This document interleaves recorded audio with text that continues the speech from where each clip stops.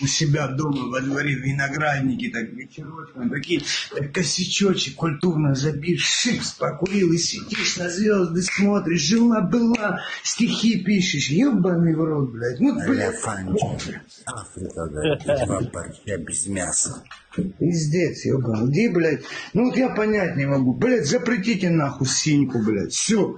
Нихуя, блядь. Бухайте, режьте друг друга, убивайте.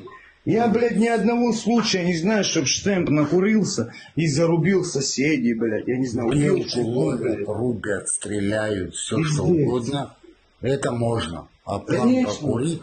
Это же, блядь, сука, уже все нормальные люди это поняли. Вот, блядь, самые первые поняли, блядь, голландцы. И вот в Голландии меньше всего, блядь, на душу населения употребляющих типов. Вот отвечаю. Меньше всего проституции. В Голландии она легализована.